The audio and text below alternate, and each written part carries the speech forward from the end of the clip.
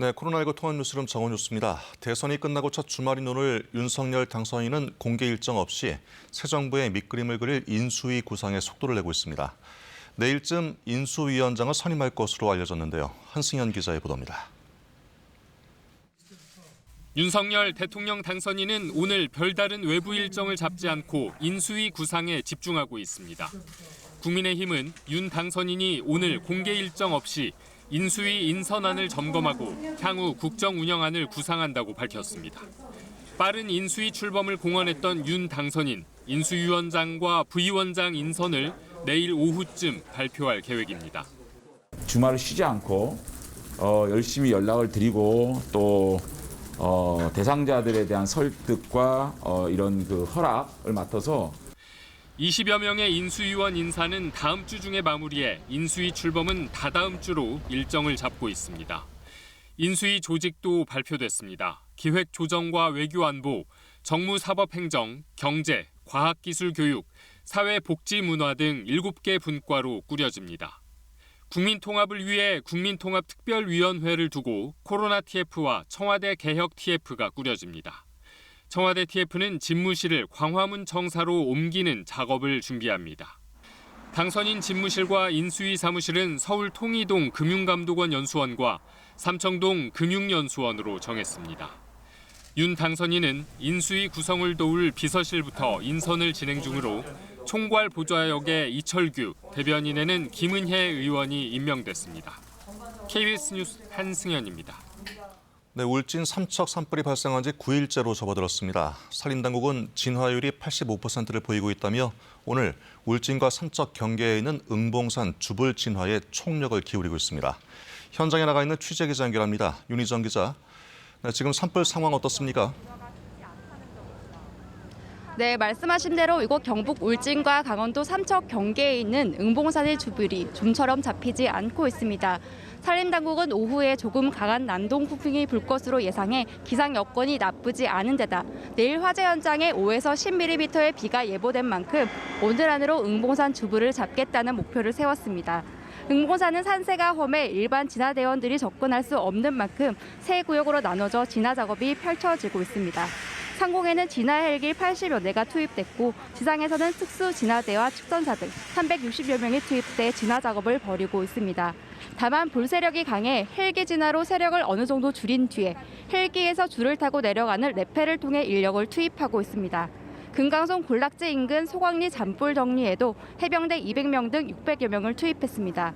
산림당국은 울진 삼척 산불 진화율이 85%까지 올랐다고 밝혔습니다. 현재까지 울진 삼척의 산불 영향구역은 2만 600여 헥타르로 늘었습니다. 또 오늘 오전 11시 20분을 기준으로 산불이 이어진 시간이 192시간으로 관련 통계 집계 이후 가장 긴 산불로 파악됐습니다. 지금까지는 2000년 강원도 동해안 산불이 191시간 동안 이어져 가장 긴 산불로 분류됐습니다. 산림당국은 불의 탄 범위가 넓어 복구까지는 상당한 시간이 걸릴 것으로 예상했습니다. 지금까지 울진 삼척 산불 합동 상황실에서 KBS 뉴스 윤희정입니다. 네, 이번엔 KBS 재난미디어센터 연결해서 산불 상황과 기상 전망 들어보겠습니다. 이정원 기자. 네, 방금 현장 취재기자 연결해서 들어봤지만 진화 작업에 진척이 좀 있었네요. 네, 현재 울진 삼척 산불의 진화율 85%입니다. 어제보다 5%포인트 높아졌습니다. 산림청의 산불 상황도를 통해 진화 상황 자세히 살펴보겠습니다. 노란 선은 불길이 잡힌 곳이고 붉은 선은 산불이 아직 진행 중인 곳인데요. 보시면은 소강리 금강송 군락지 일대는 불길이 대부분 잡혔습니다. 밤사이 2차례 작은 규모로 불이 되살아났었는데요. 산림당국이 진화에 나서 즉시 불길을 잡았습니다. 아직 불길이 남은 곳은 조금 더 북쪽의 이 응봉산 일대입니다. 여전히 8.5km의 구간에 불길이 살아 있습니다. 문제는 이 지역의 불이 느린 속도지만 삼척의 덕풍리 근처로 번지고 있다는 점입니다. 이 덕풍계곡 부근에는 이렇게 민가도 보이는데요. 오늘 바람도 걱정되는 부분입니다. 남동풍, 그러니까 덕풍리를 향해 불 것으로 예보됐습니다. 산림당국은 오늘 이 지역에 인력과 장비를 집중 투입해서 주불을 잡겠다는 계획입니다. 네, 다행히 내일은 해당 지역에 비 예보가 있던데 진화에 도움이 될 만큼 충분히 내려줄까요? 네, 내일 반가운 비 소식이 있습니다만 그전까지는 산불 조심하셔야겠습니다. 일교도를 보시면은 서쪽에서 비구름을 머금은 저기압이 다가오고 있는데요. 문제는 이 저기압이 강한 바람도 몰고 온다는 점입니다. 아직 대기가 메마른 상태여서 불이 나면 크게 번질 수 있습니다. 주말을 맞아 등산을 하신다면 불이 나지 않도록 각별히 주의하시기 바랍니다. 울진과 삼척 지역의 비는 내일 오전 중에 시작될 것으로 보입니다. 예상 강수량은 5에서 10mm 정도인데요. 5mm 이상 비가 내리면 지면의 흙이 충분히 젖게 되는데 숲이 우거진 곳에서는 사정이 다를 수도 있습니다. 그럼에도 봄비치고는 양이 적지 않은 데다 저기압이 습한 바람도 몰고 오기 때문에 산불 진화에는 상당 부분 도움이 될 것으로 보입니다. 지금까지 재난미디어센터에서 전해드렸습니다. 네, 오늘 새벽 경기도 부천의 한 대형 쇼핑몰에서 불이 나 2시간 만에 꺼졌습니다. 이 불로 3명이 다쳤고 건물 안에 있던 직원들이 대피하는 소동이 있었습니다. 이도윤 기자의 보도입니다. 건물 한 층 전체가 시뻘건 불길에 휩싸였고 검은 연기가 끊임없이 뿜어져 나옵니다. 오늘 새벽 4시쯤 경기도 부천시 상동에 있는 한 대형 쇼핑몰에서 불이 나 2시간 만에 꺼졌습니다. 이 불로 2명이 연기를 흡입하는 등 모두 3명이 다쳤습니다. 또 건물 내부에 있던 직원 10명이 대피했습니다. 소방당국은 건물 규모 등을 고려해 한때 대응 2단계를 발령, 차량 40여 대, 소방대원 100여 명을 투입해 진화 작업을 벌였습니다. 소방당국은 건물 4층 외부 테라스에 있는 박스 더미에서 불이 시작된 것으로 보고 있습니다. 테라스 부분에 물건이 상품이 쌓여 있는 이 부분에서 화재가 발생하였고 스프링클러가 작동하여 안으로 화재가 확대가 되지 않는 상태로 경찰과 소방당국은 목격자 등을 상대로 정확한 화재 원인 등을 조사하는 한편 내일 합동 감식을 진행합니다. KBS 뉴스 이도윤입니다. 네, 미국이 북한의 대륙간 탄도미사일 ICBM 발사 움직임과 관련해서 추가 제재를 발표했습니다. 북한의 미사일 개발에 도움을 준 것으로 나타난 러시아 기관과 개인들이 제재 명단에 올랐습니다. 김기현 특파원의 보도입니다. 미국 재무부가 북한의 미사일 개발을 도운 것으로 판단한 러시아인 2명과 러시아 기관 3곳을 제재 대상에 추가한다고 발표했습니다. 유엔 안전보장이사회 결의를 위반해 북한의 대량 살상 무기 WMD와 탄도미사일 프로그램 개발을 지원했다는 겁니다. 제재 대상에 추가된 기업 3곳은 러시아 블라디보스토크에서 활동하다가 2018년 유엔 제재 대상에 추가된 북한 기업 인사들과 접촉해 미사일 개발과 관련된 재화와 용역을 제공한 혐의입니다. 제재 대상에 오른 러시아 인사 2명 역시 해당 기업의 대주주 등으로 북한의 조달 노력에 적극적인 역할을 했다는 게 미 재무부 설명입니다. 이들은 특히 북측의 관련 물품 구매와 운송을 조정하면서 러시아 항구 이용료를 지불하거나 선박 이동을 돕기도 한 것으로 알려졌습니다. 추가 제재 조치에 따라 해당 기업과 개인의 미국 내 자산은 동결되며 제재 대상과 거래한 이들 역시 조사 대상에 오르게 됩니다. 미 국무부는 북한의 ICBM 발사 움직임에 심각한 우려를 표시하며 제재 대상 추가를 예고했습니다. And I have no doubt we will continue to use those authorities to good effect to hold all those responsible who may be supporting this program. 미국이 그동안 북한의 ICBM 발사를 레드라인, 즉 임계점을 넘는 행동으로 경고해온 만큼 외교적 통로를 열어놓는 동시에 대북 압박도 강화될 것으로 관측됩니다. 워싱턴에서 KBS 뉴스 김기현입니다. 네, 러시아군이 우크라이나 서부까지 공격을 확대했습니다. 또 우크라이나 남부 항구 도시 마리우폴에 대한 폭격과 포격도 계속되고 있습니다. 푸틴 러시아 대통령은 참전 자원자들을 환영한다고 밝혔습니다. 모스크바 김준호 특파원의 보도입니다. 러시아군이 우크라이나 남서부 이바노 프랑키우스크, 북서부 루츠크의 군사 비행장을 공습했다고 우크라이나 당국이 밝혔습니다. AP통신은 러시아의 이 같은 우크라이나 서부 도시들에 대한 공격은 전쟁이 이제까지와는 다른 새로운 방향으로 전개될 수 있음을 시사한다고 보도했습니다. 열흘 이상 러시아군의 포위 공세가 계속되고 있는 마리우폴의 부시장은 러시아군의 폭격과 포격이 계속되고 있고 도시가 사라졌다고 해야 할 지경이라고 상황을 전했습니다. Серце розривається від того, що окупанти зробили з нашими містами, з нашою державою. 유엔 인권사무소는 러시아군이 우크라이나의 인구 밀집 지역에서 집속탄을 사용한 사례에 대한 믿을 만한 보고를 접수했다고 밝혔습니다.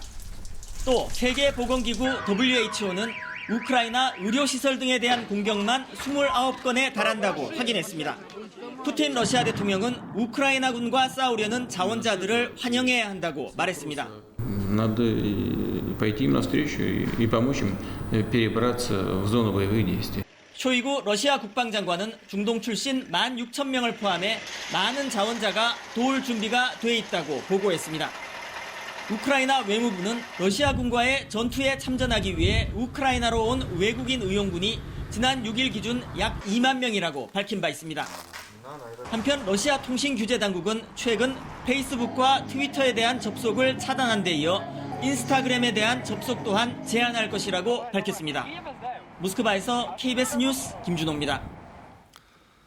네, 미국이 전 세계 주요 7개국 G7 국가들과 러시아에 대한 추가 경제 제재를 발표했습니다. 정상적인 무역 관계에서 러시아에 부여했던 최혜국 지위를 박탈해 높은 관세를 부과하도록 하고 러시아산 수산물과 보드카의 수입도 금지하는 내용입니다. 워싱턴에서 김양순 특파원이 보도합니다. 러시아에 대한 혹독한 금융 제재와 에너지 제재에 이어 미국이 징벌적 관세 카드를 들고 나왔습니다. 국가 간 낮은 관세와 장벽으로 자유로운 무역이 가능하도록 하는 최혜국 지위를 박탈하겠다는 겁니다. Revoking PNTR for Russia is going to make it harder for Russia to do business with the United States. 세계 주요 7개국과 유럽연합, 북대서양조약기구 나토도 제재에 동참해 러시아의 징벌적 관세를 부과한다는 방침입니다. We will deny Russia the status of most favored nation in our markets. This will revoke important benefits that Russia enjoys as a WTO member. 미국과 서방 국가들은 러시아산 수산물과 보드카, 철강 제품의 수입을 금지하고 러시아 고위층에 타격을 주기 위해 유럽 명품의 러시아 수출도 금지하기로 했습니다. 국제통화기금 IMF와 세계은행의 회원 자격도 정지해 러시아의 자금 조달, 대출 등도 거부하기로 했습니다. 바이든 미 대통령은 우크라이나에 무기와 자금을 계속 공급하겠다면서도 나토와 러시아의 직접 대립은 막아야 한다고 선을 그었습니다. The idea that we're going to send in offensive equipment and have planes and tanks and trains going in with American pilots and American crews, that's called World War III. 미국과 서방의 전례 없는 제재로 러시아 루블화 가치는 반토막이 났고 증권 시장은 2주째 문을 닫고 있습니다. 바이든 미 대통령은 푸틴을 계속해서 압박하고 러시아 경제에 치명적인 타격을 줘 침략의 대가를 치르게 하겠다고 다시금 공언했습니다. 워싱턴에서 KBS 뉴스 김양순입니다. 네, 영업시간 제한이 밤 11시까지로 연장되고 첫 금요일을 맞아 경찰이 음주운전 단속을 벌였습니다. 면허가 취소될 정도로 과음을 하고 운전하던 사람들이 잇따라 적발됐습니다. 신지수 기자가 취재했습니다. 밤 11시를 넘긴 시각, 서울 강남구의 한 도로. 비접촉 감지기를 가져다 대자 빨갛게 변하며 요란한 알람이 울립니다. 115 나온 거 보이시죠? 선생님, 이거 면허 취소시킵니다. 지인 모임에서 소주 반병을 마셨다는 운전자는 대리기사가 있는 곳까지만 가려던 것이라고 변명합니다. 여기 바로 저 여기 압구정 로데오요. 대리기사님 거기에 계셔가지고. 주차장에서 차를 빼다가 단속에 걸렸다는 이 운전자의 혈중 알코올 농도는 0.077%. 면허 정지 수준인데도 억울하다는 입장입니다. 여기 검사 안 하냐고요. 아니 근데 왜 나한테 제가 차 빼고 있는데 경찰들이 갑자기 달려와가지고 걱정한 거 어디 주차. 비틀거리며 차에서 내릴 정도로 만취했는데도 면허 취소 수치가 나오자 체열 측정을 요구한 운전자도 있습니다. 많아요. 네, 많아요. 네, 제가 할게요. 운전자가 적발되자 뒷좌석에 타고 있던 동승자는 경찰차를 내려치고 욕설을 하는 등 소란을 피우기도 했습니다. 제가 동승자예요. 동승자. 밤사이 서울에서만 경찰관 270여 명이 투입돼 음주운전 13건을 단속했습니다. 거리두기 완화로 영업시간이 1시간 늘어남에 따라 음주운전이 늘어날 것으로 보여 경찰이 전국적으로 일제 단속에 나선 겁니다. 각종 모임, 행사 등으로 음주운전이 증가될 것으로 예상되어 일제 음주 단속을 추진하고 있습니다. 경찰은 음주운전 차량 동승자도 방조범으로 처벌하고 상습 음주 운전자에 대한 차량 압수 등도 추진할 계획입니다. KBS 뉴스 신지수입니다. 오늘은 흐린 날씨에 먼지까지 더해지며 시야가 답답합니다. 현재 서울을 포함한 중부지방과 전북, 경북에서 초미세먼지 농도 나쁨 수준을 나타내고 있고요. 오늘 수도권과 충청에서는 종일 공기질이 탁하겠습니다. 밤부터는 건조함을 달래줄 비 소식이 들어있습니다. 오늘 밤 수도권과 강원도를 시작으로 내일은 전국으로 비가 확대하겠는데요. 예상되는 비의 양은 제주 산간에 80mm 이상, 중부와 호남에 10에서 40mm가 되겠고 영남 지역에는 5에서 10mm가 예상됩니다. 다만 비가 내리기 전까지 건조특보는 계속될 것으로 보입니다. 여기에 강원 산간 지역을 중심으로는 바람까지 다소 강하게 불겠는데요. 추가 화재가 발생하지 않도록 불조심해 주시기 바랍니다. 오늘 전국 하늘은 흐린 가운데 오후에 산발적으로 빗방울이 떨어지는 곳이 있겠습니다. 낮 기온은 20도 안팎을 보이면서 서울이 19도, 대전 20도, 광주는 23도까지 오르겠고요. 대구도 22도를 보이겠습니다. 비가 그친 뒤에도 포근한 날씨는 계속되겠고요. 이후 금요일 또 한 차례 전국에 비가 내리겠습니다. 지금까지 날씨 전해드렸습니다. 네, 코로나19 통합 뉴스를 마치겠습니다. 고맙습니다.